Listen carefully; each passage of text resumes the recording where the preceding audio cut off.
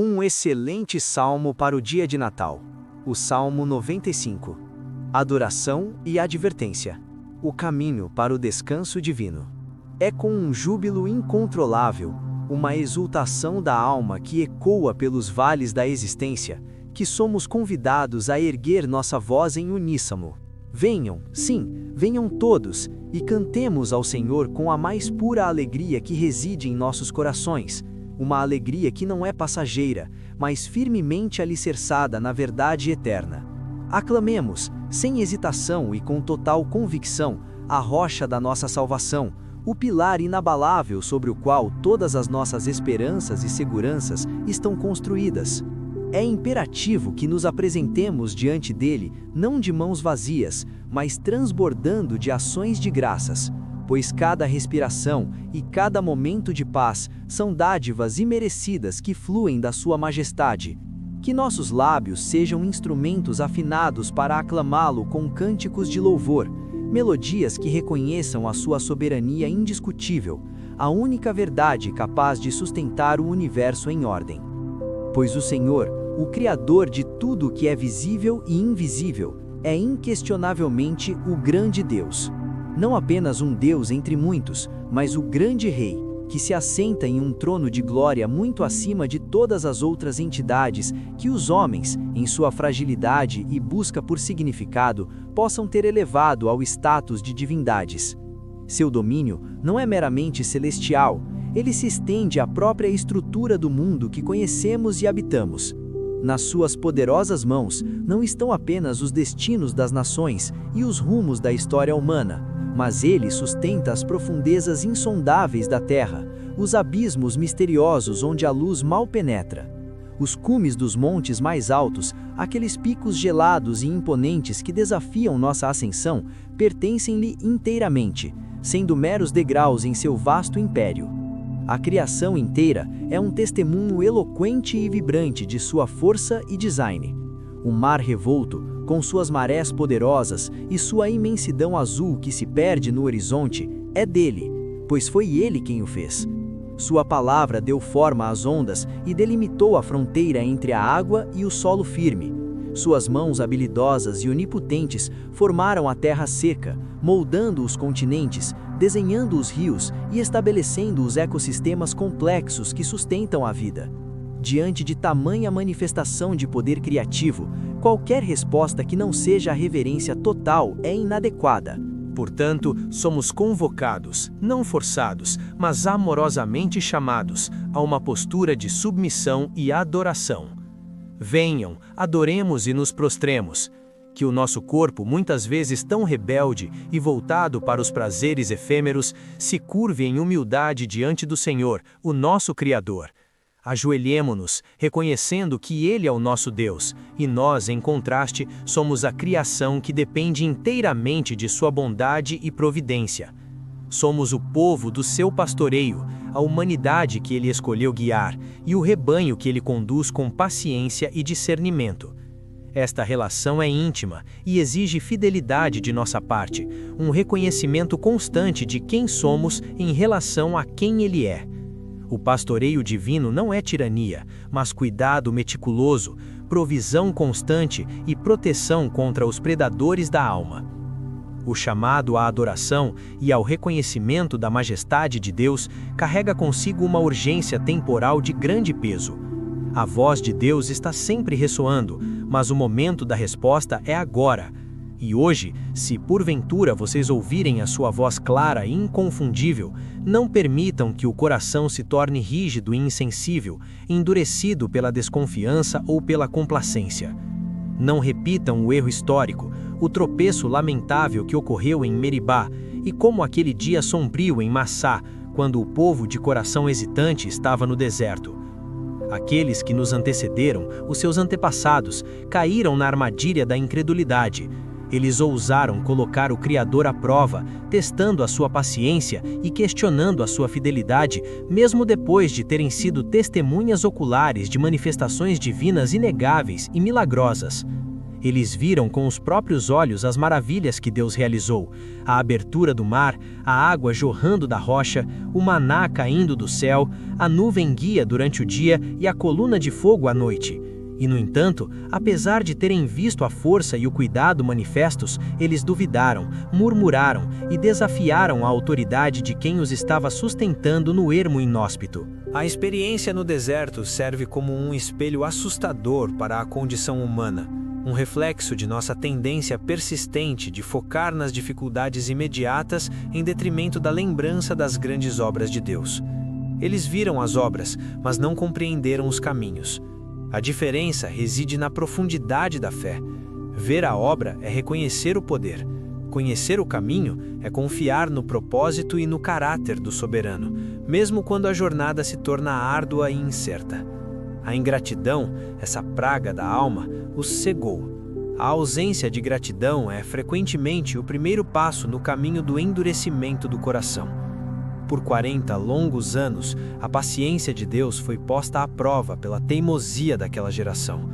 4 décadas de provisão diária foram respondidas com queixas contínuas, idolatrias momentâneas e uma rejeição sistêmica da liderança divina. O resultado foi a ira justa do Altíssimo. E ele disse, com a dor da decepção e a firmeza da justiça: eles são um povo de coração ingrato. Eles persistentemente se recusam a reconhecer e caminhar nos meus caminhos. O caminho de Deus é o caminho da santidade, da fé e da obediência, e eles escolheram trilhar o caminho da autossuficiência e da rebeldia. A consequência de tal rejeição ativa e contínua foi solene e irreversível. Deus jurou em sua ira, um juramento que selou o destino daquela geração rebelde: jamais entrarão no meu descanso. Este descanso prometido não era apenas a posse da terra física de Canaã, embora isso fizesse parte da promessa original. O descanso divino, em sua plenitude, é muito mais profundo. É a paz perfeita com Deus, o cessar do esforço inútil da autossalvação, a entrada em uma comunhão inabalável com o Criador, livre das ansiedades e das contendas da incredulidade. É o contentamento que surge da plena confiança em sua providência. A recusa em ouvir sua voz, o ato de endurecer o coração, é essencialmente uma rejeição ao descanso. Quando duvidamos, ativamos o modo de sobrevivência e esforço humano, nos cansamos e nos desesperamos. A porta do descanso se abre apenas para aqueles que confiam plenamente no pastor. Aquela geração, embora liberta da escravidão do Egito, permaneceu escrava de seu próprio medo e falta de fé. E por isso, o destino final para eles foi a perda da herança prometida. O deserto se tornou o seu túmulo, porque eles se recusaram a aceitar a liberdade total que Deus lhes oferecia, a liberdade que vem da fé obediente. A história se repete, não nos fatos exatos, mas na natureza da tentação. A advertência do Salmo 95, portanto, transcende o contexto histórico de Israel no Sinai e se torna um alerta atemporal para toda a humanidade.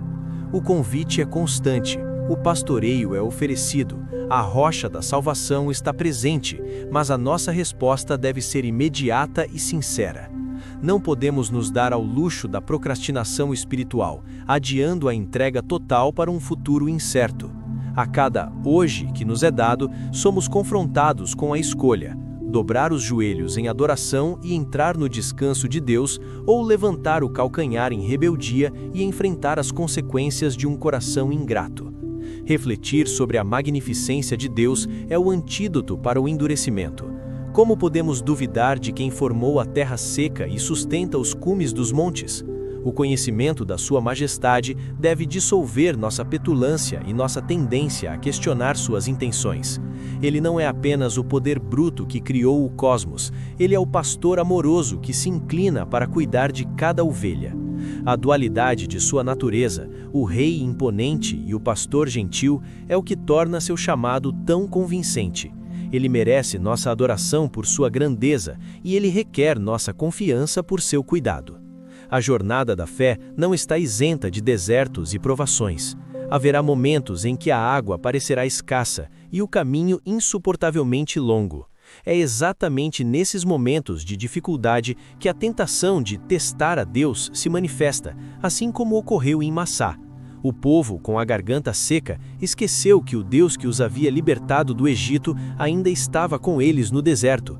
Eles exigiram provas, em vez de descansar na promessa. A fé genuína não exige milagres constantes para se manter. Ela se baseia no milagre já realizado da criação e da redenção. Quando somos tentados a duvidar, devemos retornar ao primeiro chamado: venham e adoremos. A adoração é o exercício prático da humildade e da fé. Ao nos prostrarmos, reconhecemos que não somos os donos de nossas vidas, nem os arquitetos de nosso destino. Ao aclamar a rocha, reafirmamos que nossa segurança não está em nossas riquezas, inteligência ou poder, mas unicamente na estabilidade de Deus. Este ato de submissão é libertador, pois remove o fardo insuportável de tentar controlar o incontrolável. Aqueles que endurecem o coração o fazem porque priorizam suas próprias percepções limitadas sobre a revelação ilimitada de Deus. Eles se tornam surdos à voz do pastor porque estão muito ocupados ouvindo as vozes do medo, do ressentimento ou do materialismo. O coração endurecido é um solo árido onde a semente da palavra não pode florescer, resultando na incapacidade de reconhecer os caminhos de Deus, seus métodos, sua ética, sua justiça e seu amor. Não é que Deus esconde seus caminhos, é que o coração ingrato se recusa a enxergá-los. O juramento de Deus sobre o descanso não deve ser visto como uma vingança arbitrária, mas como a consequência natural da incredulidade. É impossível entrar no descanso de Deus enquanto se está ativamente lutando contra ele. O descanso é um estado de paz resultante da reconciliação e da confiança. Aqueles que permanecem na ira e na desconfiança se excluem voluntariamente da única fonte de verdadeira serenidade. O juízo de Deus é, em última análise, o ato de confirmar a escolha que o próprio povo fez: permanecer fora de seu cuidado e de sua presença restauradora. Portanto, a oração poderosa de fortalecimento que reside no Salmo 95 é, paradoxalmente, um chamado ao descanso através da ação de graças e da obediência.